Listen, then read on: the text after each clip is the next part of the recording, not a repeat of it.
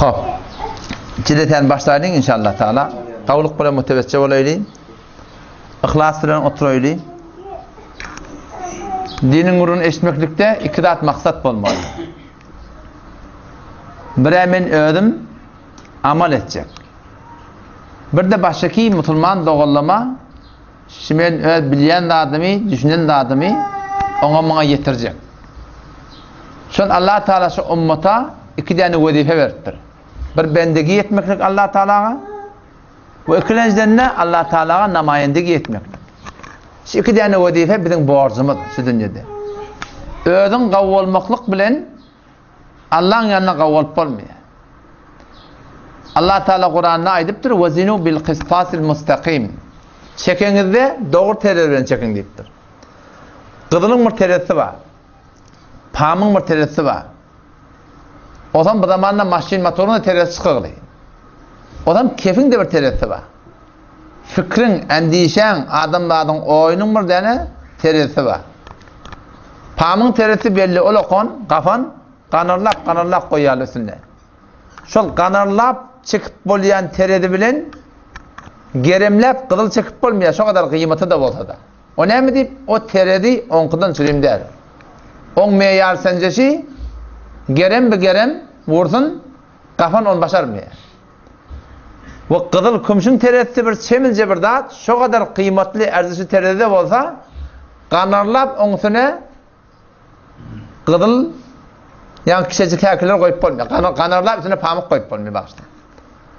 Kızıl kumşun teretinin üstüne kanarlar pamuk koyup olmuyor. Adamların fikrinin, oyunun, endişesinin düşümü şehir kim bir form fikret diye de şun düşümü doğru mu ya doğru değil mi? Şuna nilak barmalı, şuna Kur'an'a gelmeli. Hadise gelmeli, şeriata gelmeli. O zaman şu bana sana berekeller verse doğru deyip aytsa ondan şu oya göde sürüm etmeli. Yok bu tefekkür mün adam evi oti. Ama evlip duran dadi Allah bilen peygamber kabul etmiyor. O ne etmeli? Kenara koymalı. Öyle düşünsünü, oylansını Kur'an'a arz etmeli. O zaman kurulmuşsun sene iki tane vazife var bizde. Şu an bizim öyle Müslüman sınıfında o biri kullan yahtan çıkıyor. Bana sana avval ahir ene tamamda şunu düşündürüptür. Oğul ödün kavvatan olar, halk bunun işin olmaz. Halin kişi tefekkür bizim okuyan namazımıza ters. Bizim okuyan Kur'an'ımıza ters. Oturup ödün aklında oylandırsan o da ters. Bir adam görsen kuyak asıp var ya. Ödün kavutırıp bir yerde gödeyip durdan hiçbir akıllı adam aytmıyor. Şunu ettiğin işi doğru deyip. O sen elinden gelip du, görüp du, bilip du.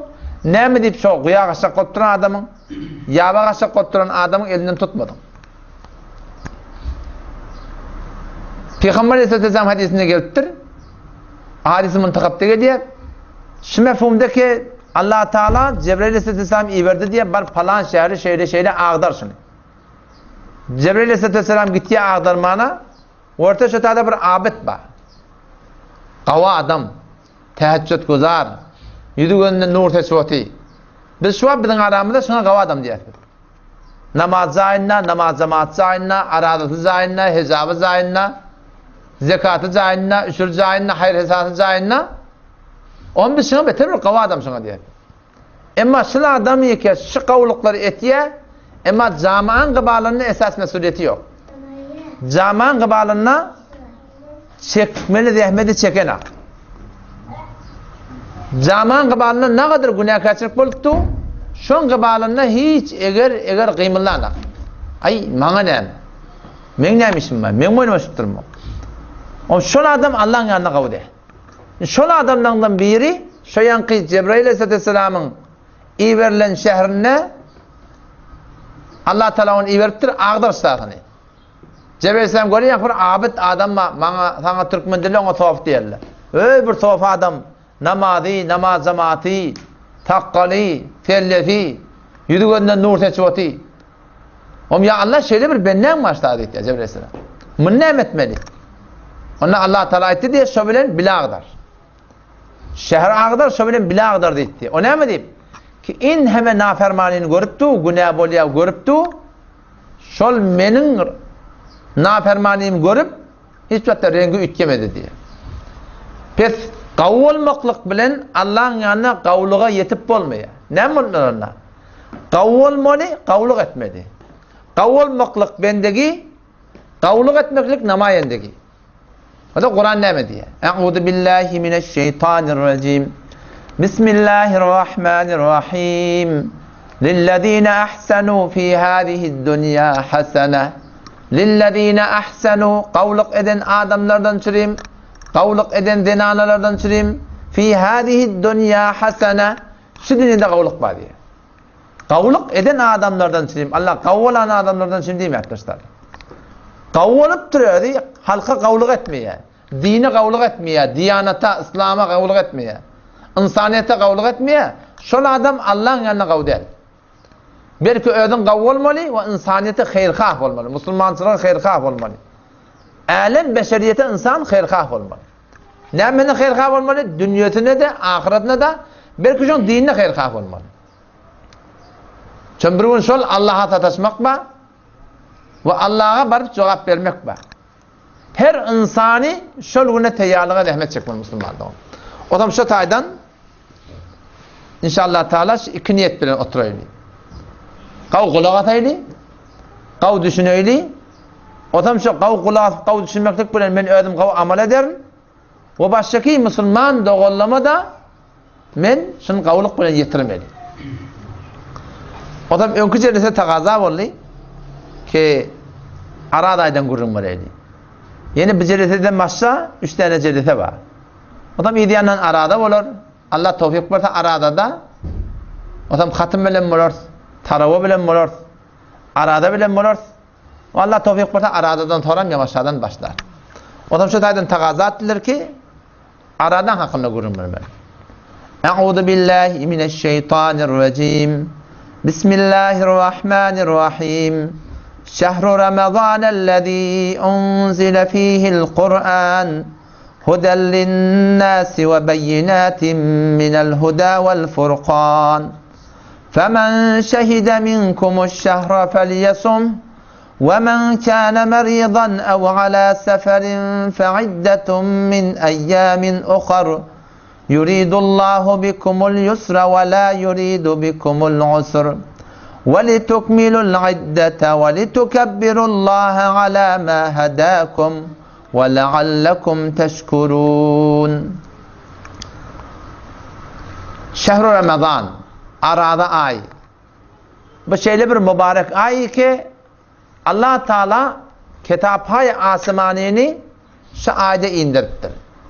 Tamam kitap-hay asmani. Hemmeti neç tane? 114 tane. Kitap-hay asmani sahifeler bilen, zatlar bilen dercem 114 tane. O zaman avval baştan Sohfe İbrahim Aleyhisselam'ın sahifeleri geliyor Allah taraftan. O zaman onlar aradayın avval kuvunu geliptir. Nazil ettir Allah Teala. Tevrat Musa Aleyhisselam'ın kitabı ol aradayın altına nazil oluptur. İncil İsa Aleyhisselam'ın kitabı ol aradayın onçuna nazil oluptur. Ondan sonra Kur'an ol aradayın 24'üne ve Zebur'da aradayın 18'ine galiba. Yani şu bir mübarek ayı ki Allah Teala'sına öz asmani kitaplarını ödünden nazil olan kitapları Allah Teala bendelerinin hidayetinden şimdi veriptir. O kitap geliptir, nemeden çürüyüm?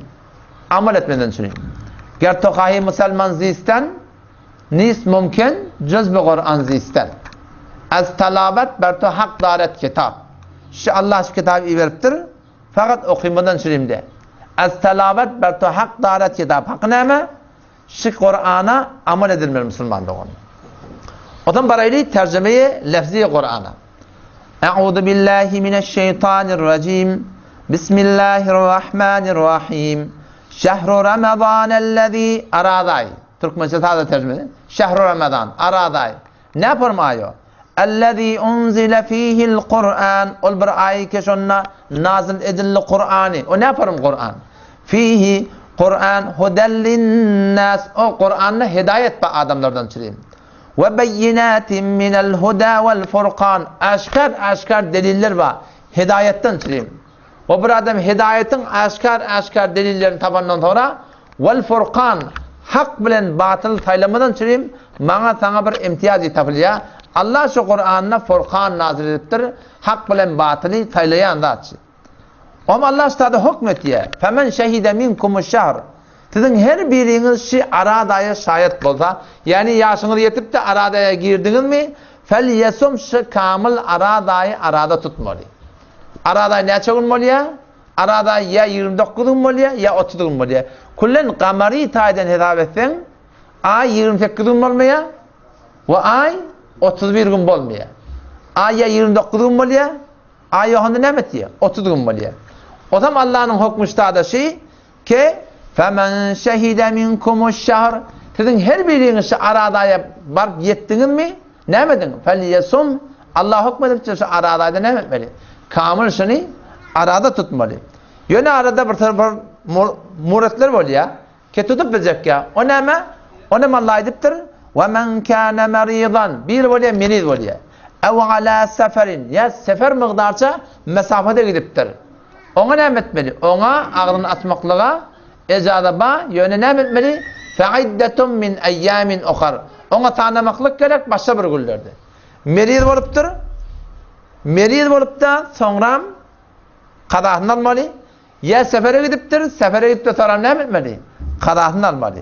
O da şu arada ehyanen eğer sefere gidilse aradayda sefere gidip aradan açmaklığı ecadaba.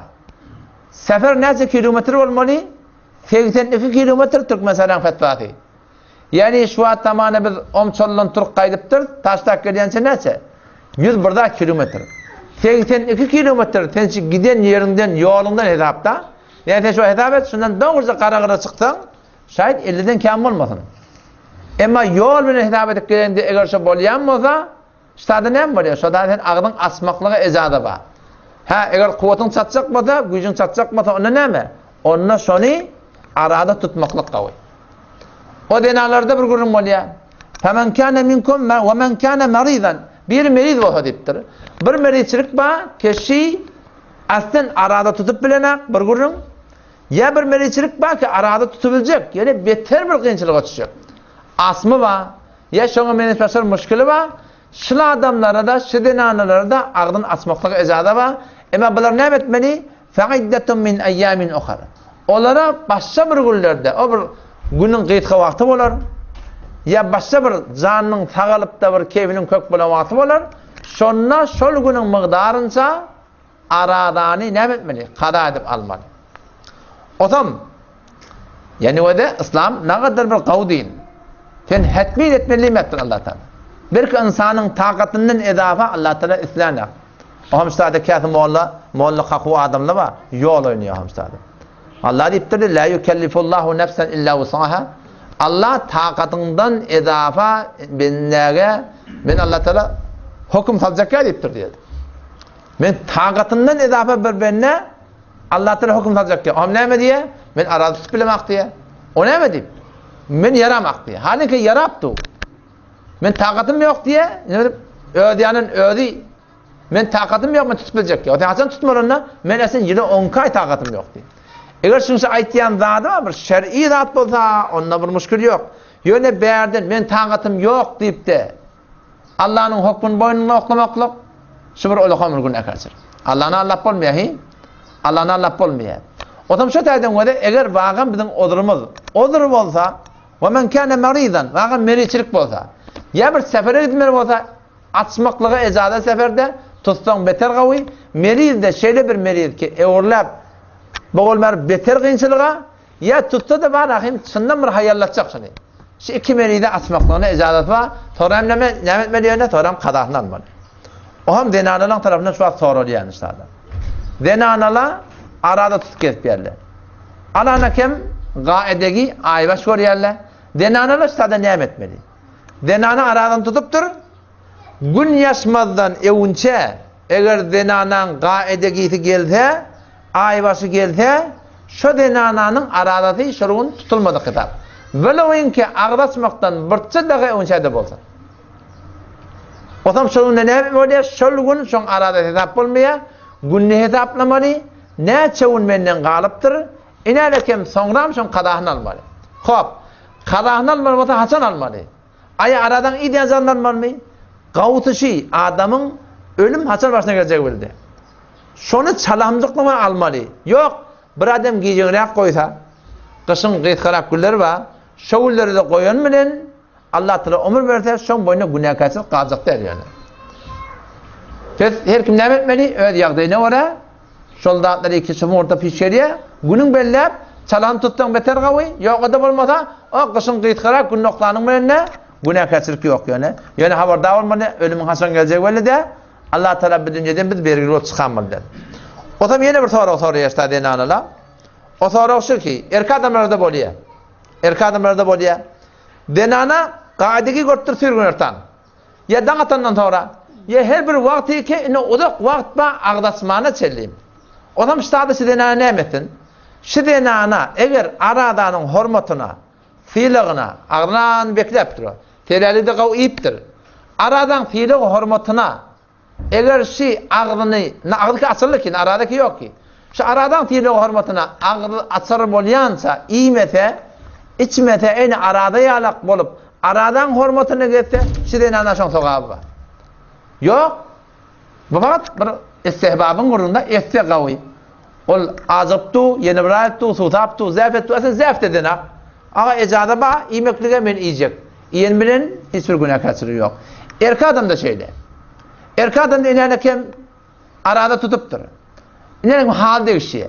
Kullen behem oluyor. Onun mecburunu kullan yaramanlıdan istada. İstadının ağzını açıptır. Beher olman ona bağol merfaran kan tezlik ediptirle. Şoňa men başga bir atlar bolupdyr. Ağda çypdyr şoňa. Ağda çylan motor istada inni şulardan iýiçi bermeli. İýiçmeklik eger haketse gelse sogabyny alar. Eger taqaty bolsa. Yok, iýiçi anlamda hiç bir irade yok. Nistada bir dap bolýar, farazen, şeriatda şerm yok. Erkek adam kınayacak olmalı ahim ağda çylmaly. Erkek adam kınayacak. Bir bolýar, ağdy kulan açmak, ağdalaryň ýadyndan çykypdyr. Gelipdir neziki tabylypdyr. Hele de erkege de kulan akly çykypdyr. Ýatdan çykypdyr danny. Ýatdan çykyp hem şol iş bolsa, ýene ağda çykypdyr da. Indi ştada ağda açyly tamam boldy. Bu näme etmeli? Ýene aradan fiili hurmatyny erkek denany iýmete beter gawy. Ýanna bilen günah kaçyryk ýok, ýani ýalňyz etdirler. O taranne o kadahlanmalı. Pezgode merid vatan şeyle.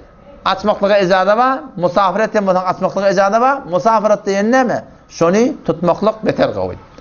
Ondan sonra Allah Teala aytiyor: "Yuridullahu bikumul yusr." Allah size yengilliği irade ettiye. "Ve la yuridu bikumul usr." Allah size kıyınçılık tattırnak. Merid de vatan tutmalı. Ne vatan tutmalı? Allah Teala bu son kıyınçılık tattırnak. Yöne ne medin? Yöne Allah Teala'sı kadani destur verdi. Musafir olsan açıp da tanam kala almaka destur verdi. Ve li tukmilul iddete şol belli edilen günlerin var.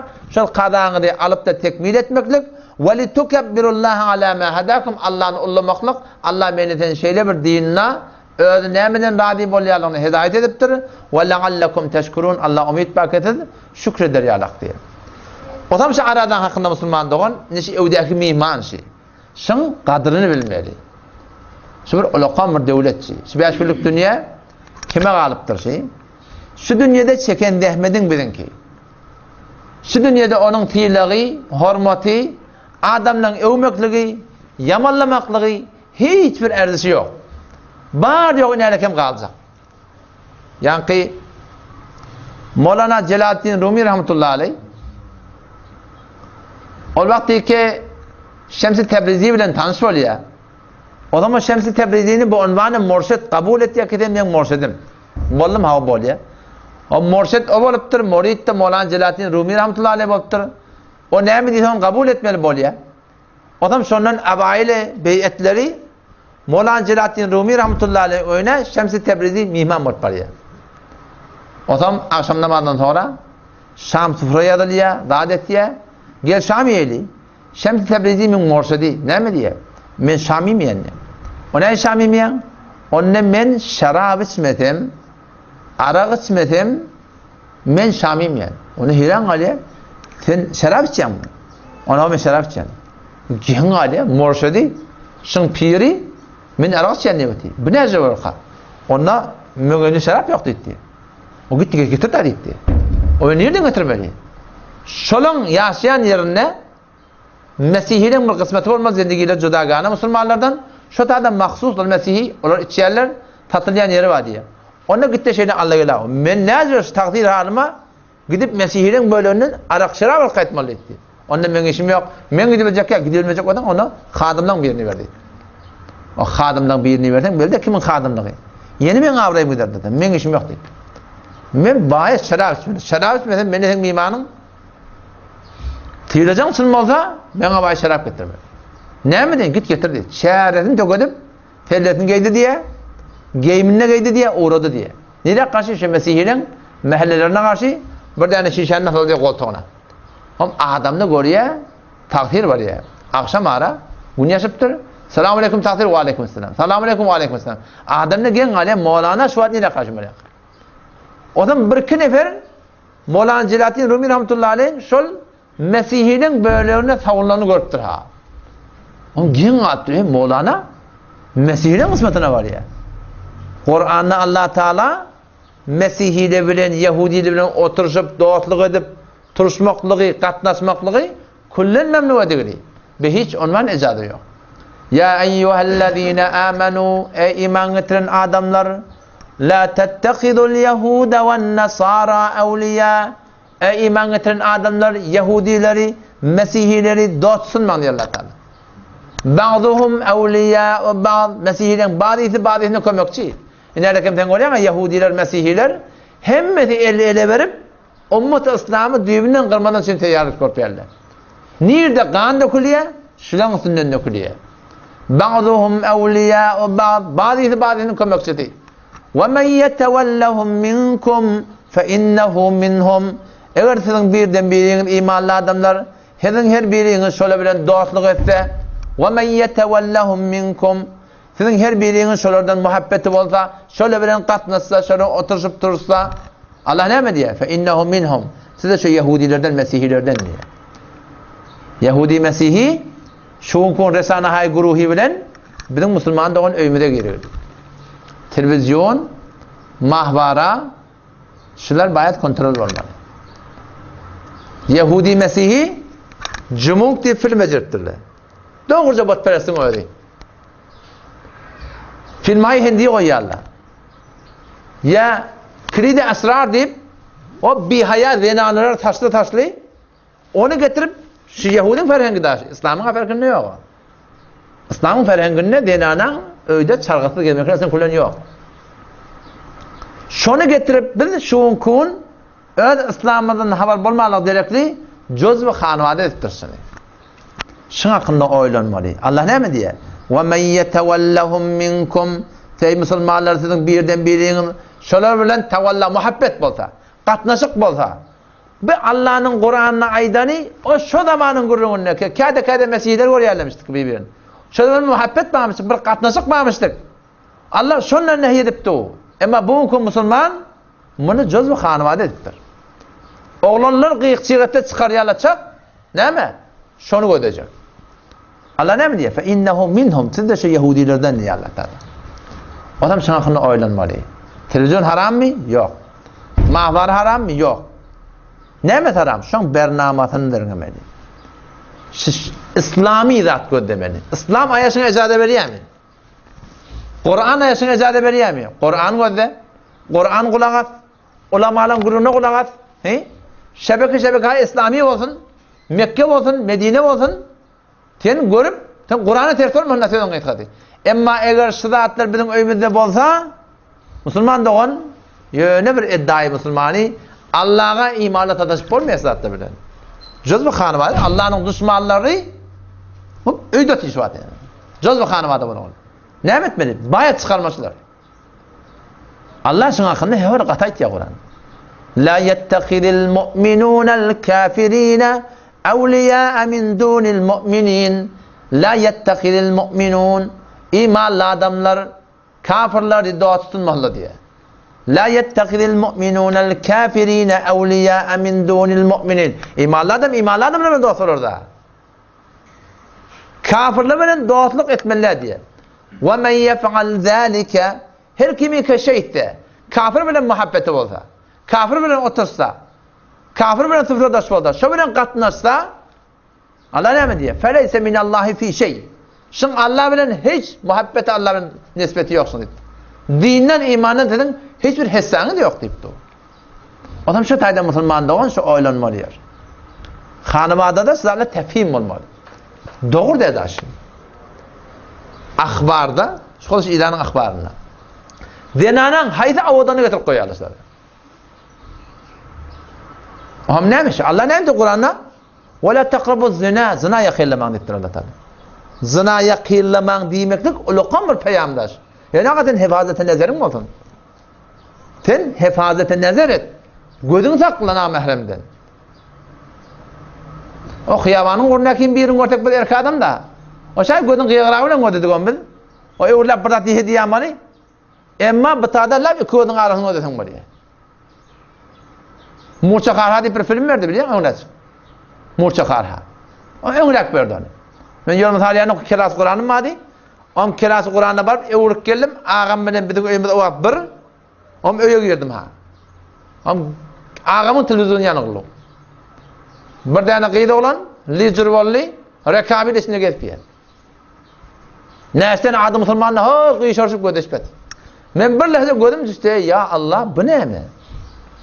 Bu ne mi? Barıp kellemen yasağı koyup şuna fikrettim, ya Allah şunu bir 18 yaşındaki Müslüman erkek olan görse, din, iman, mezhep, kıyamet hem de bidar bolar mı ya bolmar mı? Şu fesadi ki şu camide yer yaptım, nereden yer Müslüman'da? Şuna fikre değil, zindagimizni ıslah edeyli. Ne mi ettir, bilmem ettir, Allah mehribandır. Mevlana Rumi rahmetullahi aleyh mescidin hakikaten karşısında dolanıp gidiyor. Onun bir kişiden kepkurun yine yapılan adam da bağda. O Mevlana mescidine karşısında var ya. Dedim iğne çıktı diye. Niye yapar ya abi? Bar. Doğruca meşrufhana girdi diye. Daşlarını gördü ya Mevlana adamını göre ama şişen çıkarttı diye doldursun. Çıkarıp doldurdu diye adam. Pulunu verdi diye oğlun çarağı buladığını gödepti o hani. Oğlun çarağı kaç kayıttı. Bir kaptar raktan. Buladı gödepti onu iğne çıkarttı diye. Mahalle Müslümanlarına giren şu, hey bari gel bari gel ne mi? Ara al paraya. Şara al paraya. Mevlana hava, lokal havan takdiri hava, şehrin takdiri. İyi de düşerler. Ne yapacağım? Bara köbeliye. Bir sürü cemaat Mevlana idin diye bir millet idinden geliyor. Mescidin onu batıvalladı diye. Nirek var yani sen? Bir de Allah veren o sen Huday deyip. Peygamber deyip. Memberde gelen ağlamışlar gurrum verip. Hem bir de Allah veren o. Mevlana'nın kağlığını ne mi diyeyim ben de bulalım. Çıkar şişen edile diye. Şişen edilerek. Vurmandır diye şundan. Tellihinin asırla diye. Ünlem tablem ettirle Mevlana'nın. Mevlana Şems Tebrizi rahmetullahi anh'a yörtük geldi diye. Hay adamla ne mi diye. Bunu görüyor mu takdir deyip. Kari deyip, hafız deyip veremin.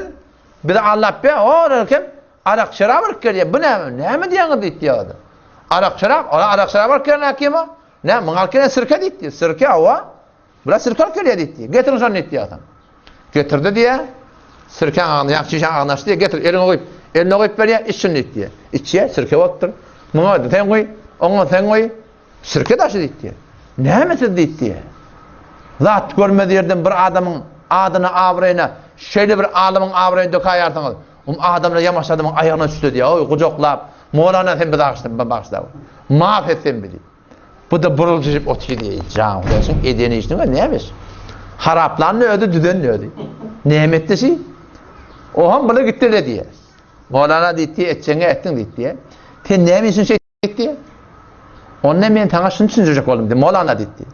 Oban ulukon tahiri. Şu zamanın bir yegane alemiymişti. Mevlana Celaleddin Rumi rahmetullahi aleyh. Men sana şunu düşünecek oldum. Keten şu şahsiyeti zahirini alınma. Adamdan evyenine, adamdan iyiliğine düşenine, adamdan malını ödeyip duranına, hafız falan nifberine, bana sen alınma görüyorsun.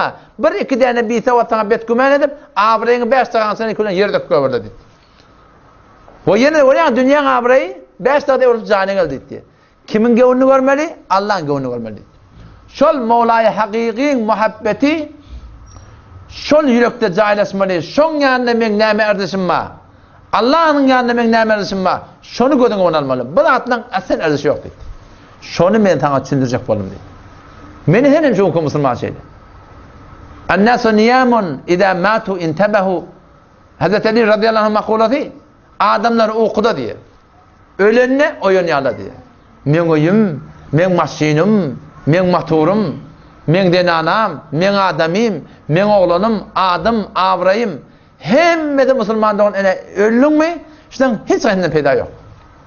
Kim rady etmeli? Şol yaradan Allah'ını rady etmeli.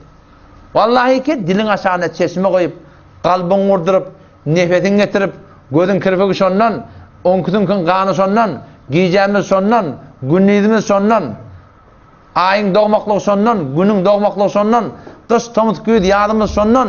Allah men hulasa deýnipdir. Ve ma bikum min ni'metin fe min Allah. Size her bir nimet ýeke bolsun kimden? Allah'dan.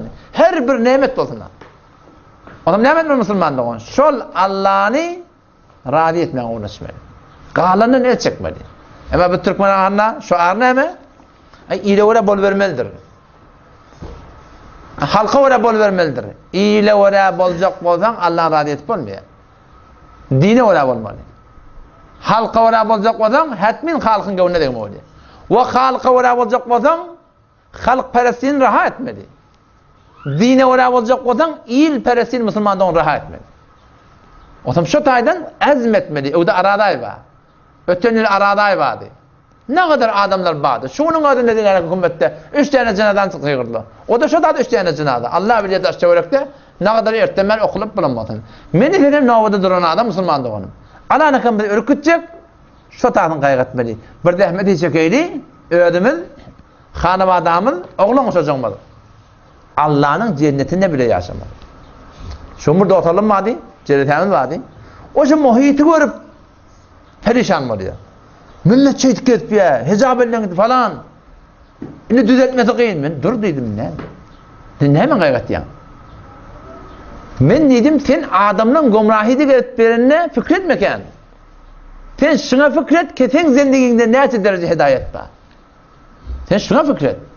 Adamlaryň ýola gelmekligi, adamlar ýola salmak bu diňe de. Biz öz gıbadımızda mesuliyetimiz var, hanım adamın gıbadında mesuliyetimiz var. Menitin önce şunu gaýgatmeli ki ağaça İslam'dan, Kur'an'dan, hidayetten men zendigimde näçe ders etme. Bizler musulmançylyga meýar goýupdyr. Ay şeytan bolar. Allah ne musulmançylyk diýär? Ya eyyuhellezine amanu ey iman getiren adamlar, denanalar udhulu fis-silmi kaffe. Din İslam'a kamil dahil olun diýär Allah Taala. Şirce vurunsa İslam'a diye. Kullu vücudun İslam olsun. Sen namayende İslam sen. Her Müslüman namayende İslam. Şirce vurmuş İslam'a. Kellenden ta ayağın aşağına gelince. Şu coğrafyayı vücudu insanına 170'den 180 tardığın içinde Allah'ın nafermanını etmelidir. Aslı gurrun şoňsun oýnaýar Müslüman doğum. Inde öğretki değil. Adam araday evde. Ama Allah Teala deyipdir. Ve izâ se'eleke ibâdî. Bir adam geliyor Peygamberden soraptır. Ya Resulullah, Allah yakînda mı? Ya taşda mı? Ve taş o da katı kıyırma olacak. Yakîn olsa da yumuşak kıyırma olacak. Ona nece kıyırmalı? Ama Allah Teala şoň cevabının hakkında şu ayetinde dedi. Ve izâ se'eleke ibâdî. Ey Muhammed Mustafa sallallahu aleyhi ve sellem her vakti ki senden benim bendenim sorasa, beni Allah nerede deyip sorasa, ayten şolara. Fe inni qarib. Beni Allah yakîn diye sorar. Men Allah yakîn bir zat. Allah bir zat ki mekandan pak. Bir misal zat. Namaz okuyanda Allah öňünde dur diye Peygamber. Bu vatta kıblan karşı namazda okuyan tükürme deyipdir Peygamber. O ne diyeyim? Allah başıda deyipdir. Bir misal da leyse kemitlice hiçbir Allah yalakta. Adam şol Allah'ını o ne yapalım çağırmalı? Yuvaş açıktan. Yalvarıp, sığınıp ve de dua etmeyen uğru bizden çıkır. Sen şu bir dostundan bir ey canlık beraber ey. Şey dua et. Çağırıyorsun. Günü dönem bana belasını söyle. Haiş et diyeme sana. Ama dua etme bana. Rabbena atina fid dunya hasene fil ahirete. Rabbena la tuzigh kulubana ba'de idh hedaytana. Rabbena amennâ feğfir lenâ zunûbena bican. Ama birbirini dileme olsan, gözüne dönüp versensin bana. Allah'dan dileğinde, Peygamber'e deyiptir, o da Allah ve entum muqinûne bil icâbe. Dua edinizde lepşi, Allah ben duam kabul eder deyiptir. Şu duada bir kudret var, hiçbir zatta yok. Duadaki kudret, hemme zadi Allah doğruluyor. O şu duan bereketine, Allah Teala bolmolli koyan zadını bolmolli etiyor diye. La yerdul qada illa dua. Allah'ın yadadını hissat ütketmiyor diye. Ne mi ütketiyor? Dua ütketiyor diye. Allah'ın bolmolli koyan zadını dua bolmolli etiyor diye. Şu Pakistan'da bir vakayı var. Hakiki vaka. Bir mutakassis pezeşk. Pakistan'ın uçağına biniyor. Başka bir şehre gitmeli Pakistan'la. Cerrahiyeti var.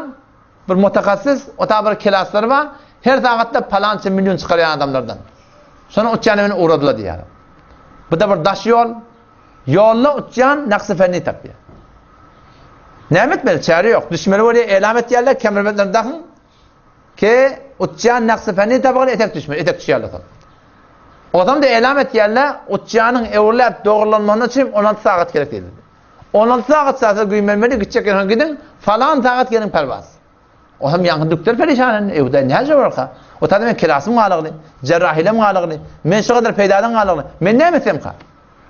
O adam şundan duralım bir dedi diye, Cenab-ı Doktor dedi diye. Ken, tem barcak yerine, ken faslı yok dedi. 3 saat yolsu dedi diye. Tem bir maşin tut da, uğra dedi diye. Yetersin dedi. 16 saat ödeşenden, 3 saat maşin tuttu. Sonra hulata bir homrağa razı bolup, çaren tüketip diye uğradı diye adam. Adam yollap, baryanni, uğrağını çok, bir ağız kuvvet şehirden çıkıp uğraptır, Allah Teala yağını veriyor. Lap bir todollu yağın. Yelli yağın. Yağın, yağa. Esen ısvatın üstü bölümüne kulen yol etiptir. Ne etmeli? Daşçavran gödeyeli ne etmeli? Bir tane küme yolun kaptanı durdu. Adam doktor deyiptir, ranında sen sağdır, memur barayım. Adam barya, kafin kakya, onu içeriden bir tane anam dedi geliyor. Geliver vallahi diye, kafa çıktır dedi. Adam içerik girdi diye, geliver dedi diye. Dışarı yağın, ne işime geliyor? Onda daydaş dağda, telefonla yok mu dedi. Oğul dedi diye, telefon mu hocam bu dağda dedi. Bu dağda balık da yok, telefon yok, hissat yok. Gel içerik, nerede kempeş. Kızın ödün, üşümer yarak. Peşin üstüne de anırı ve adattırdı, Allah iyi verdi diye. Doktor şu sade zindigisini görüp, onu tapıp şu sade oturuyor adam. Maşinle de şurada sönü güllü, mağa gödeşipti.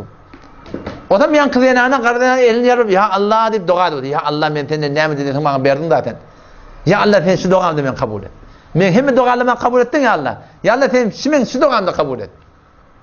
O zaman doktor ona dedi diye, sen ne mi dua ettin? Ki hem kabul olup, öbür duan kabul olmadık olsun. O şu gürümet dua gözü de, bir tane tahtın üstüne bir oğlancağa düştü diye. Bir gül yazacak oğlan kıymırlamayacak yatı.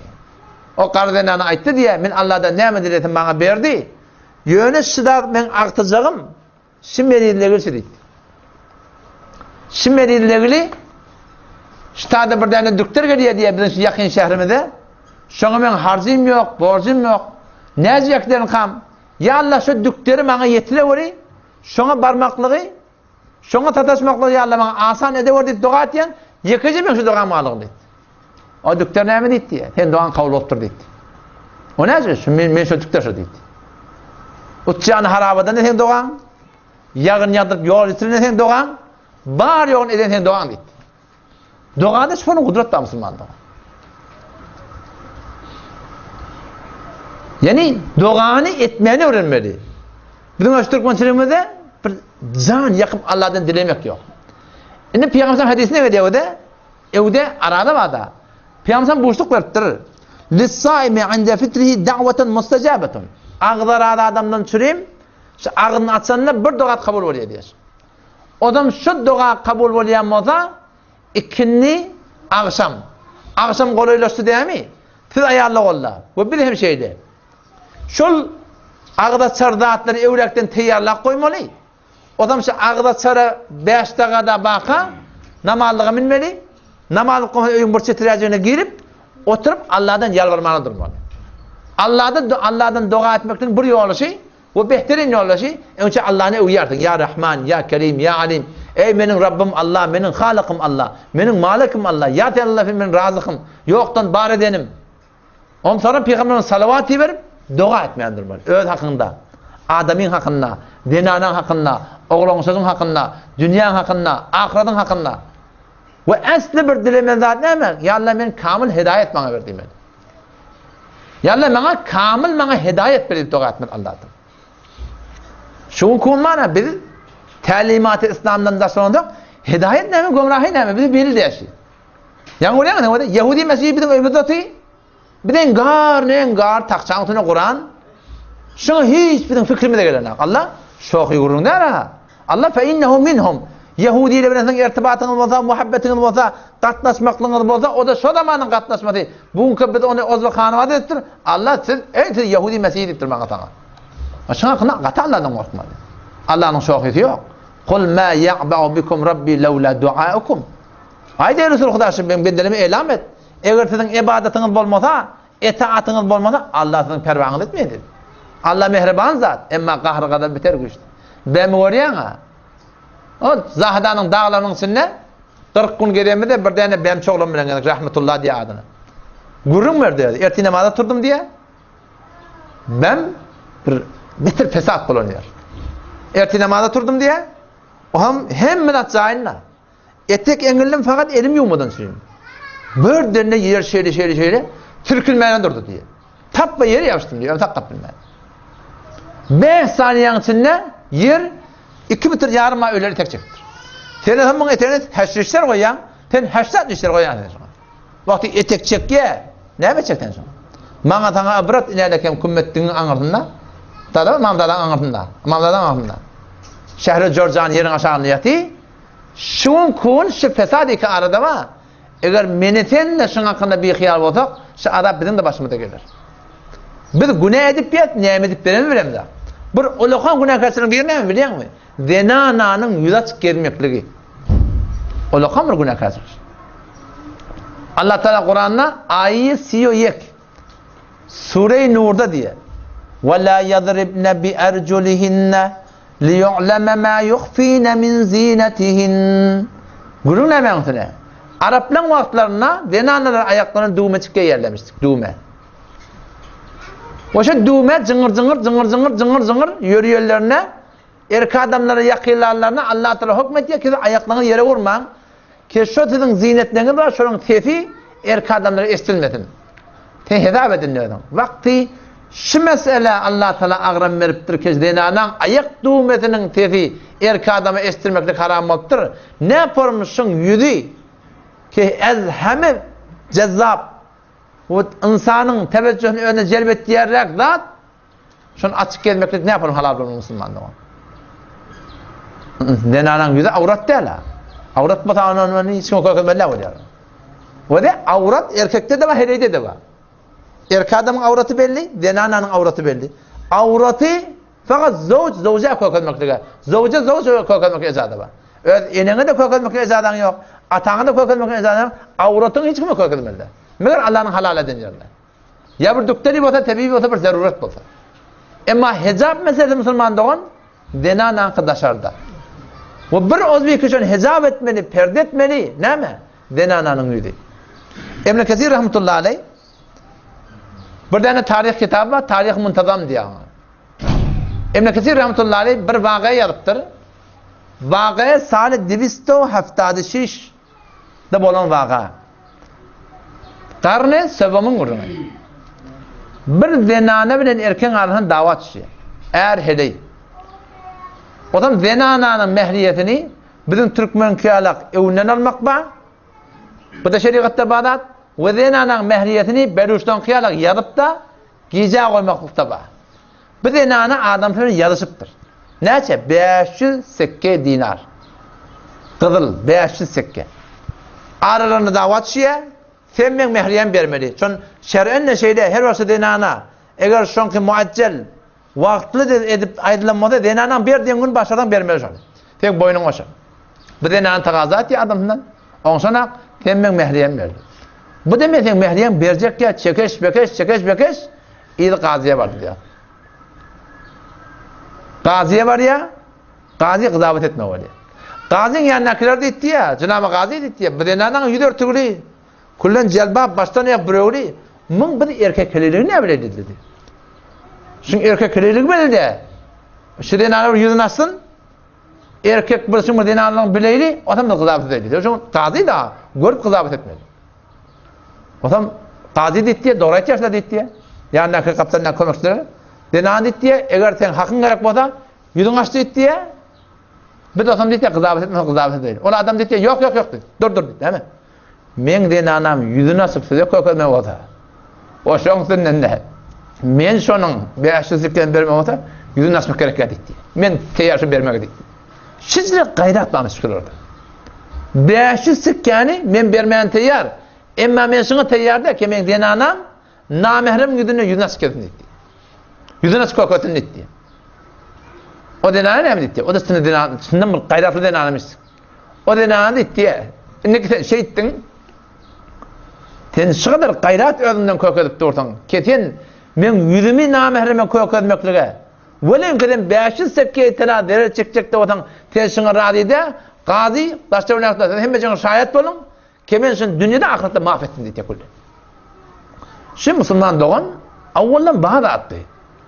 Ýöne bilim naqsatlar. Bilmeyen edirik gelip ýa-da.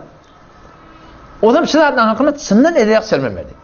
Yol nämeşiňa? Şuna tenha yol ikama denanalar celbap gelmeli. Nerede ben guşimde var? Ol yankı bir tane Yahudi casus olup şu mantığıyı Türkmen sahra getirdi. Şunu haber miyana gidiyor.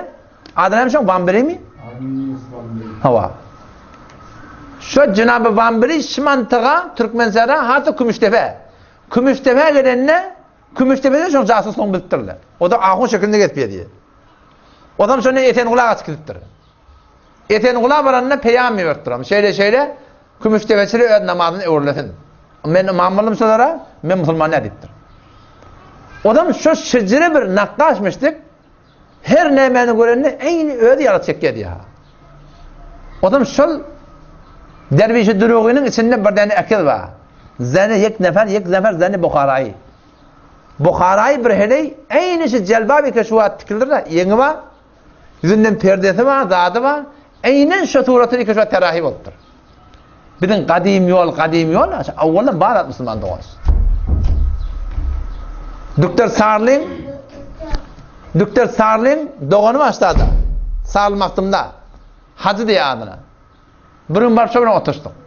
Ama hacama hecabın hakkında, zadın hakkında ne form şey dedim ben, şu an form olup ya, bütün Kur'an'a muvafık göremler. Onunla ballı dedi, bizim denarlarımız dedim, ben ödüm gördüm diye da. Bizim denarlarımız iki saat giyerdi diye. Bir çeşev, bir başatardı. Başatar gıyırkarak bulurdu dedi, dedi de geliyor. Çeşev topuğa gelirdi diye. O sonra şimdi bir tane yok buldu gidahçı diye, niye gidemedi bilmem kaldı. Bolar edip başa, yoyul kısıtır Müslüman doğan. O tam şu tayda manahı Müslüman doğan. Şuna hakkında himmet edeydi. Önde bir sirikata misal ettim. Denananın yüzüne kere vurup avdalıcı olup verme. Fakat şun yüzünü ört. O tam şu daşarıp gidip gelsin. Sen gözde şun yüzüne nuraniyet intirmeye inmettir Müslüman doğan. Şun nuraniyetin ayrıyan şun günahlığı. Şun yüzüne nuraniyet diyen yüzünün perdesi. Ne de iki tane hüküm var. Bir celbap giymeklik baştan ayak ta topuğa gelince bir yüzünü örtmeklik. Yüzünü örtmeklik cüdagani hüküm, celbap giymek cüdagani hüküm. Celbap şu an tiktirilipti. Ardancak parça 25 bin tüvene parçası oluyor. Tiktirmesi Allah 10 bin tüvene diyorlar. Sizce bir yenilecekler. Adamın defetinden yüzünü örtmeliler. Yüzünü örtecek adam yağlık bilen örtsün. Türkmenin öğret sargıdırın bir önçek etsin. Ne yapar etsin? Onun muşkülü yok. Denanan bir gözü görünmeli. Yok da borgat ye, negabet ye. Gözünün de öne perdet ye. İki gözün hem korkutmak doğruda negab bilen bir gözün korkutmalı. Allah Teala şu kadar mehribandır ki denanalara şunu hükmediptir. O inşallah Teala aradadan önce ben şu celbabın meselelerini kamil inşallah açıklayıp aydarım. Ki ne yaparım ne yazılır. O zaman şu taydım var inşallah Teala ne mi dedi? Evde araday var. Şuna teyarlık görmeli. Ne mi ediptir? Günahkar olmayan yok. Sizi eğer bir günah olsa tohunuklu bir akım oldu da. Ne mi diyeyim? Bizde aydam da aksın. Muşkil bizim üstümüzde. Bir eğer aytsak şunu düşünecek ya Müslümanlığı. Bir eğer olgu olsak, olgu berdar edecektik ya Müslümanlığı. O zaman şu taydan bizim her gayrimiz olgu olmalı. Her bir meselede, sünnette, Peygamber Efendimiz olmaklukta, celbapta, mehrem, namehrem de aslında şu an bizim aramızda kavga ettiği, aslında rahat edilir. Şuar Türkmen Sahra'yı delet pak başı. Yüren aratta var. Peygamberimiz diyor, İyyâkum ve dukhul alen nisa, Allah'dan korkun, haberdar olun, şeylerin üstüne giremen ha deyip duruyor. Onu sahabeler soruyor, ya Resulallah, afereytel hamu. Biz inanan yakın kardeşleri var ya. Peser emu, peser hala, doktor veya doktor emun var ya. O senin üstüne olacak olsun. Doktor hala var ya. Peser dayı var. Yurcun var. Muhakkak ne yaptın ya Resulallah? Onu elhammu el-mevt dedi. Yakın kardeşin ölüm dedi. O ne mi dedi? Şun sen kedekin oyuna varacak odan gelecek odan kıyın yatı. Derin mahalle tohmet. Merdim burada at diye adam korkuyor. Barcak adam korkuyor. Ama ödün ki geleceğin üstüne rahatça girip çıkıp durmalı. Doğruca haram da Müslümanlığı.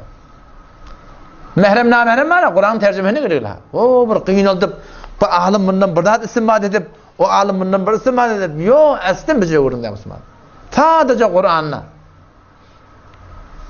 Hurrimet aleykum ummahatukum ve banatukum ve ahavatukum ve ammatukum ve khalatukum ve banatul ukhti. Allah yekan ten mehremin kim? Beyleti koyuptur. Mehremden qalanlar hemen namehrem Müslüman. O zaman o da şuna kınna eli yakçermemeli. Ne etmeli? Ne etmeli? Rahat etmeli. İlerken sen şu an denarları görüyorsun da.